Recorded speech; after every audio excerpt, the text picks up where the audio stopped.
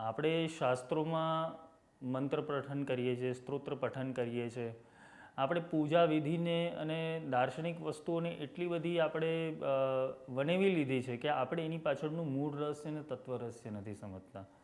બરાબર. આપણે મંદિરમાં જઈએ છીએ, આરતી સાંભળીએ છીએ અને આરતીમાં ઘંટ જ કેમ વગાડવામાં આવે છે? બરાબર. મૃદંગ કેમ વગાડવામાં આવે છે? સિતાર કેમ વગાડવામાં આવે છે? હાર્મોનિયમ કેમ વગાડવામાં આવે છે?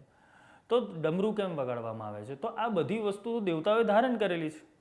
જેમ કે ભગવાન શિવ પાસે ડમરું છે, ભગવાન કૃષ્ણ પાસે બાંસુરી છે, ભગવતી સરસ્વતી પાસે વીણા છે, ભગવાન ગણેશ પાસે મૃદંગ છે, ભગવાન વિષ્ણુ પાસે શંખ છે, મા સરસ્વતી પાસે જે વીણા છે એવી માતંગી પાસે રુદ્ર વીણા છે. તો જેટલી પણ કહેવાય કે સંગીતની જેટલી પણ અભિવ્યક્તિઓ છે એ નાદનું જ અસ્તિત્વ બતાવે છે. અને જેટલા પણ દેવતાઓ છે એ નાદનું જ અસ્તિત્વ આપણાને બતાવે છે કે નાદથી એમની ઓળખાણ છે. પણ આપણાને શું કહી દીધું છે? ભાઈ આરતી કરો.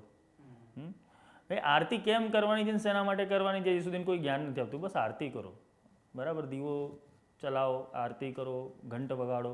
બસ એ પરંપરાઓને આપણે માત્ર માની લીધી છે. તો નાદ બ્રહ્મ તો ત્યારથી ચાલે છે તમારી સાથે.